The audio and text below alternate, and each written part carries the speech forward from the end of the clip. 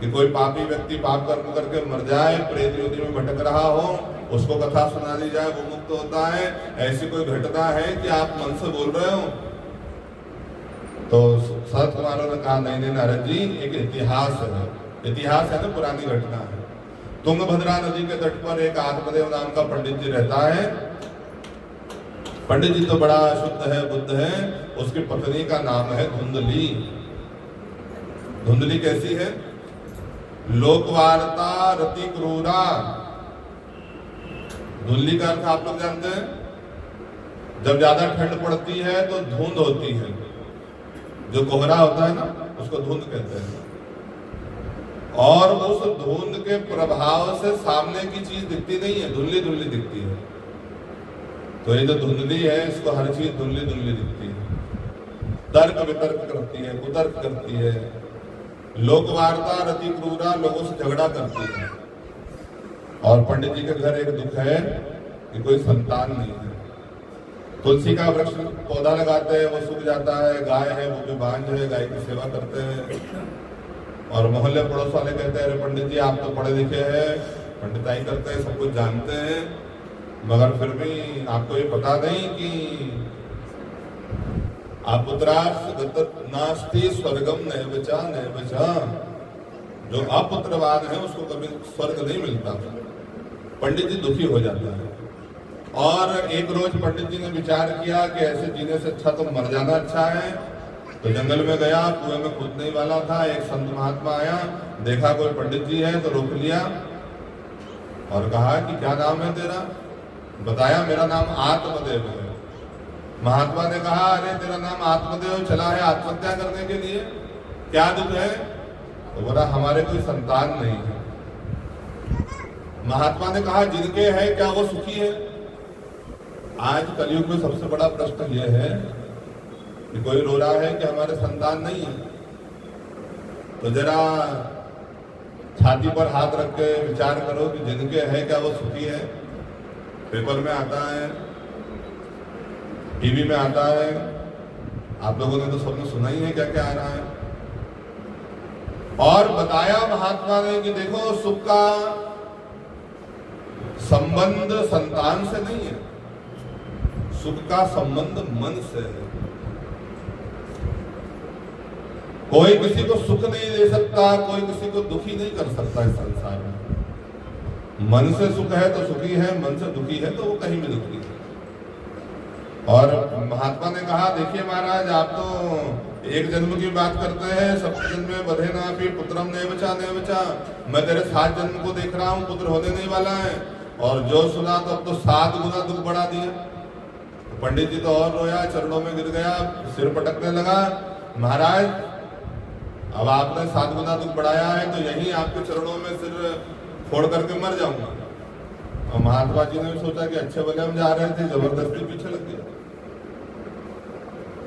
और महात्मा जी संत है तो दया आ गई, तुरंत एक झोली से फल निकाला, कहा कि तेरी पत्नी को खिला देना, संतान होगी हमारे आशीर्वाद से, भगवान की कृपा से। और अब तो प्रसन्न हो गया आत्मदेव, दौड़ा दौड़ा घर आया और धुंधली को वो फल दिया। मगर धुंधली तो धुंधली है, तर्क करती है, वितर्क करती है, कुतर्क करती है। और पंडित जी तो देकर के चला गया और धुंधली की बहन आई। धुंधली को विचार करते हुए देखा तो बहन ने पूछा क्या बात है बहन? तो बोले देख बहन हमारे पंडित जी बड़े सीधे साधे हैं, कोई महात्मा ने फल दे दिया है और कहते हैं कि इससे संतान होगी। अब तू बता कहीं फल खाने से संतान होती है? बहन ने कहा हाँ बहन बात तो ठीक है। और कहीं मैं गर्भवती हो गई तो मैंने सुना है कि गर्भवती माताएं कहीं दौड़ नहीं सकती है। तो उसकी बहन ने कहा बहन देखो कहाँ दौड़ने जाना है? तो बोले मान ले अगर कहीं आग लग गई घर में, बाकी लोग तो दौड़ करके भाग जाएंगे, मैं अकेली यहाँ फंस जाऊंगी। और मैंने ये भी सुना है कि जो गर्भवती माताएं हैं वो भोजन नहीं कर पाती है, ज्यादा अच्छे से भोजन नहीं कर पाती है। तो फिर तो मैं कमजोर हो जाऊंगी और ननद लोग आकर के पूरे घर का माल लूट करके ले जाएगी। और इतने प्रश्न किए, उसकी बहन का माथा गर्म कर दिया। तो बहन ने कहा देख बहन जहाँ दांत है वहाँ चने नहीं है, जहाँ चने हैं वहाँ दांत नहीं है। मेरे घर संतान है मगर पैसा नहीं है, तेरे घर पैसा है मगर संतान नहीं है, तो एक काम कर, मैं गर्भवती हूँ, जब बच्चा होएगा तो रात को ला करके देखो दे दूंगी, उसके बदले तू धन दे देना। बहन से ये संबंध उसका सौदा हो गया। और धुंधली ने वो फल, बहन ने आइडिया दिया कि देख बहन, गाय भी तो बांझ है, फल का भी परीक्षण हो जाएगा, ये फल गाय को खिला देंगे। और भगवान की कृपा से, संत के प्रसाद से गौ माता भी गर्भवती हो गई। धुंधली ने तो नाटक किया, पेट में कपड़ा वपड़ा बांध लिया, पंडित जी प्रसन्न हो गया। सीधा साधा पंडित जी था तो पत्नी के द्वारा चला गया। और जब कालांतर में उसकी बहन के घर बच्चा हुआ, रात के अंधेरे में लाके दिया, उसके बदले पैसा दे दिया। और धुंधली ने तो सुबह थाली ठोक करके, पंडित जी बधाई हो, लड़का हुआ है। और जो सुना पंडित जी ने तो आत्मदेव पंडित जी प्रसन्न हो गए। इधर गौ माता के भी बछड़ा हुआ, पुत्र हुआ, और वो भी मनुष्य के बच्चे के समान है। कान गाय के बच्चे के समान है। और दो बच्चे, जहाँ एक नहीं थे, भगवान की कृपा हो गई, दो बच्चे हो गए। आत्मदेव पंडित जी तो प्रसन्न हो गया। नामकरण की बारी आई तो पंडित जी ने नामकरण रखा गौकर्ण, जिसके कान गाय के समान हो उसका नाम है गौकर्ण, या कान से सुना हुआ ज्ञान। गौ यानी ज्ञान, कान यानी कर्ण यानी कान, उसका नाम है गौकर्ण। और बारी आई जब धुंधली के पुत्र का नाम रखने की, तो धुंधली ने कहा, वाह महाराज, अरे ये धुंधली का पुत्र है, 9 महीने मैंने इसको गर्भ में रखा है, और नाम रखने वाले आप आए, मैं इसका नाम रखूंगी। ये धुंधली का पुत्र है तो उसका नाम होगा धुंधकारी। और कहते हैं कि नाम का बड़ा प्रभाव है, इसलिए तो हमारे यहाँ नाम रखने की पद्धति बड़ी शास्त्र सम्मत होना चाहिए कि नाम ऐसा हो जिससे कल्याण होता हो, जिसका कोई अच्छा अर्थ निकलता हो। हम अभी एक कथा करने गए थे, वहां एक बच्चे का नाम टुक टुक था। आप बताइए उसका क्या अर्थ निकलता है? माइक पे ठोको तो आवाज आती है, उसका कोई अर्थ ही नहीं है। और जरा विचार तो करिए, वो बूढ़ा हो जाए, वही बच्चा बूढ़ा हो जाए, कमर झुक जाए, गर्दन हिलती हो, चश्मा लगा हो, लकड़ी लेके चलता हो, और फिर कोई आवाज लगाए टुक टुक, कितना बुरा लगेगा। तो नाम ऐसा हो जो जिसका कोई सेंस हो। और धुंधकारी का क्या अर्थ है? धुम धुम करोती थी, धुंधकारी जो खूब उधम करता, उसका नाम है धुंधकारी। अब धुंधकारी धीरे धीरे बड़ा हुआ। गोकर्ण पंडितो ज्ञानी धुंधकारी महाखल। जो गोकर्ण जी है वो तो महाज्ञानी हुए, और धुंधकारी महाखल हुआ। किसी के सूने घर में आग लगा देता है, छोटे बच्चों को कुएं में फेंक देता है, लोगों को परेशान करता है। बड़ा हुआ तो शराब पीने लगा, जुआ खेलने लगा। एक रोज पिताजी ने समझाने का प्रयास किया तो धुंधकारी ने कहा, पिताजी तुमको क्या समझता है? और आज वो बात संत की याद आई कि पुत्र से सुख का संबंध नहीं है, और होकर के बिगड़ गया तो फिर क्या करोगे? तो इसीलिए आज आत्मदेव जी को बड़ा मन को ठेस लगी, और उस समय गए थे आत्महत्या करने की नहीं है, और आज जा रहे हैं कि ऐसा है तो ऐसा क्यों है। उस दिन भी एक संत मिला था, आज भी एक संत मिला, गोकर्ण जी मिले। गोकर्ण जी ने कहा, पिताजी आप लौकिक धर्म का त्याग करिए, परलौकिक धर्म को अपनाइए। लौकिक धर्म है जो यहाँ नीचे जो धर्म है, मेरा भाई है, मेरी पत्नी है, मेरे बच्चे हैं, मेरा घर है, ये लौकिक धर्म है। और परलौकिक धर्म है कि हम और भगवान, जीव और ब्रह्म है, उसके अलावा कोई संबंध सार्थक नहीं है।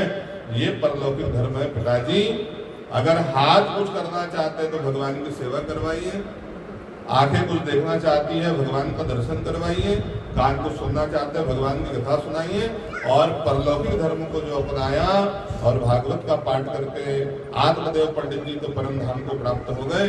गोकर्ण जी तीर्थ यात्रा को चले गए और घर में 2 लोग रहे, धुंधकारी और धुंधली, जितना धन था सब धुंधकारी को दे दिया, और जब मना किया देने से तो मारने को दौड़ा। अब इसमें एक समस्या यह है कि सगा पुत्र नहीं है, और धुंधली ने विचार किया कि काश ये मेरा सगा पुत्र होता, कम से कम मारने तो नहीं दौड़ता। और धुंधली ने भी जाकर के सूखे कुएं में कूद करके आत्महत्या कर ली। और ये आत्मदेव है आत्मा, धुंधली है बुद्धि, और जो धुंधकारी है वो है मन। और ये मन अब परम स्वतंत्र हो गया, आत्मा भी नहीं रही, बुद्धि भी नहीं रही।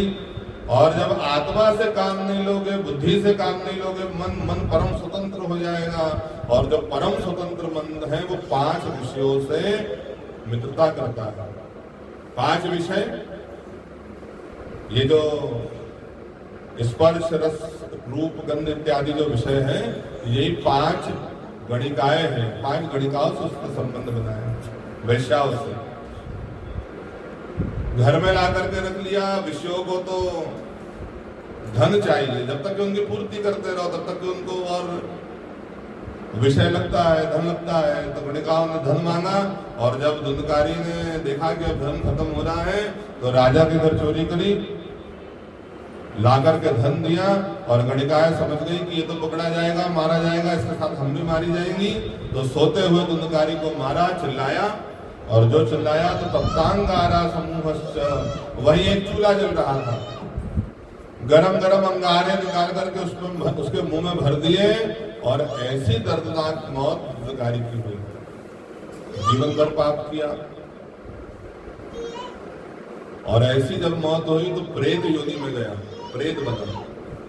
मुक्त होने वाला तो था ही नहीं, प्रेत बना, उसी घर में घूमता है प्रेत बन करके। और जो पता चला गोकर्ण महाराज को, तो तीर्थ में गया जी में जाकर के श्राद्ध किया। वापस लौट करके घर आया तो देखा तो धुंधकारी तो घर में घूम रहा है प्रेत बन करके। कभी सिंह बन करके डराता है, कभी व्याघ्र बन करके डराता है। तो हाथ में जल लिया, गायत्री का मंत्र पढ़ करके छिड़का, तो प्रेत बोला, जो धुंधकारी था वो बोला, भैया अहम भ्राता तदयोस्मि धुंधकारी की नामतः, भैया मैं आपका भाई धुंधकारी हूँ। गोकर्ण जी ने बताया कि अरे धुंधकारी, तुम्हारे लिए तो हमने गया जी में श्राद्ध किया। गया श्राद्धे शतेनापि मुक्तिर्मेन भविष्यति, भैया एक बार नहीं 100 बार भी श्राद्ध कर दोगे तो मेरी मुक्ति होने वाली नहीं है। लोग क्या समझ रहे हैं, गया में पिंड पाड़ करके पिंड छुड़ा लेंगे, मगर गया में पिंड दान करने से भी मुक्ति होने वाली नहीं है। जो बड़ा पापी है उसको बड़ी मुक्ति लगेगी। तो क्या करें?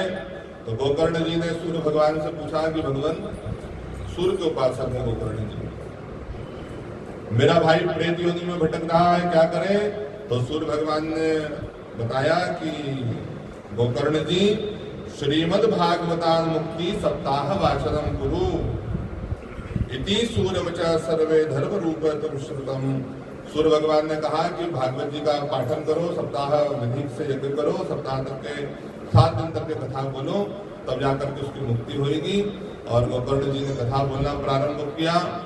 अब गोकर्ण जो धुंधकारी है वो प्रेत योनि में है। प्रेत योनि वायु प्रधान है, बाकी शरीर तो पंच तत्वों से बना है, मगर जो प्रेत योनि है वो हवा का शरीर है। लोग बोलते हैं ना, बाहर की हवा लग गई है, बुरी हवा लग गई है। वो प्रेत योनि जो है वो वायु प्रधान है। अब हवा के रूप में आकर के धुंधकारी बैठे, और जो हवा चले तो लाखों किलोमीटर दूर चला जाए। वही एक बांस का बगीचा था, और उसी बगीचे में बांस, एक सप्त ग्रंथि का बांस है, उसमें आकर के धुंधकारी बैठा। पहले दिन की कथा हुई, एक गांठ छटकी, दूसरे दिन की कथा हुई, दूसरी गांठ छटकी, ऐसा होते होते 7 दिन कथा हुई, 7 गांठ छटक गई, और दिव्य देह धारण करके धुंधकारी प्रकट हुआ। भागवत जी की स्तुति करी, धन्यो भागवती वार्ता प्रेत पीड़ा विनाशिनी, धन्य है भागवत की कथा जो मुझ जैसे प्रेत का भी उद्धार करने वाली है। बोलो भागवत भगवान की जय। और दिव्य देह धारण करके उसको लेने के लिए विमान आया। विमान में बैठ करके जाने लगा तो गोकर्ण ने कहा कि रुकिए रुकिए महाराज, आप अकेले दुंदकारी को लेकर के जा रहे हैं, बाकी सबने भी तो कथा सुनी है। पार्षदों ने कहा देखिए महाराज, जिसने जिस भाव से कथा सुनी है उसका वो मनोरथ पूर्ण होता है। जो कथा सुनने लोग आते हैं, भैया हमको निमंत्रण है इसीलिए आए हैं।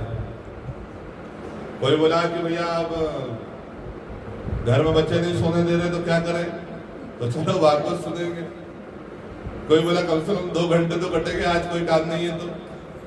कोई बोला कहीं संगीत वाली कथा होती है तो जरा नाच गाना सुनेंगे तो मजा आ जाएगा। तो जो जिस भाव को लेकर के आता उसका वो भाव पूरा होता है। तो धुंधकारी का क्या भाव था? धुंधकारी ने कैसे कथा सुनी? एक आसन पर बैठ करके, बांस के अंदर आसन पर, और मुक्ति की कामना से कथा सुनी। उसको लेने के लिए विमान आया और गोकर्ण जी ने पुनः श्रावण के महीने में, दूसरे महीने में फिर कथा करी। लोगों से कहा कि देखो सब मुक्त होने के लिए कथा सुनो। और जैसे राम जी सब अयोध्या वासियों को लेकर के साकेत गए थे, वैसे ही जब कथा हुई और श्रोताओं ने कथा सुनी तो हजारों विमान लेने आए और सब मुक्त होकर के भगवत धाम को चले गए। भगवान स्वयं प्रकट हुए। गोकर्ण जी से कहा मांगिए महाराज क्या वरदान चाहते हैं। गोकर्ण जी ने कहा भगवान, जैसे इस कथा में आप प्रकट हुए हैं, जहां भी कथा हो किसी न किसी रूप में आप अवश्य प्रकट होइए।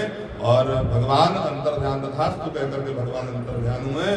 बोल भक्त वत्सल भगवान की जय।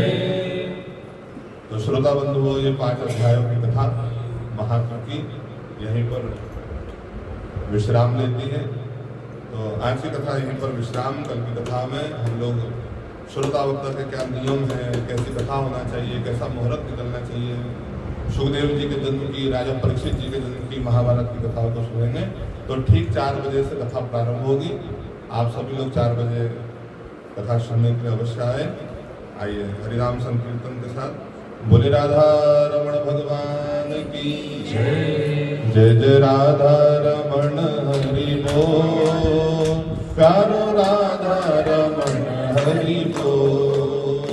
जय जय राधा रमण हरि बोल, प्यारो राधा रमण हरि बोल। हरि बोल हरि बोल हरि बोल, हरि बोल हरि बोल हरि बोल।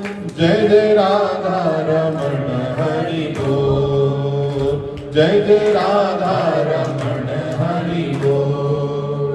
जय जय राधा रमण हरि बोल, प्यारो राधा रमण हरि बोल।